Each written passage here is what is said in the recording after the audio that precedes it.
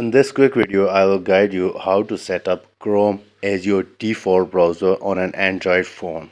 This will ensure that all the web links from email, messages, or any other app will be automatically launched in the Google Chrome browser. First, just go ahead and open up the Setting app on your Android phone. Now scroll down and find the app section. In my phone, it's showing app management. In some of the phones, it shows app and notification, and also it is shown as apps. Let's go to app management on my phone. Now in the app section, we want to go to default apps. At the top, we see the browser app. When I go to browser app, here I find out that I have two browsers, the Google Chrome and the Microsoft Edge. I want to select Google Chrome as my default browser.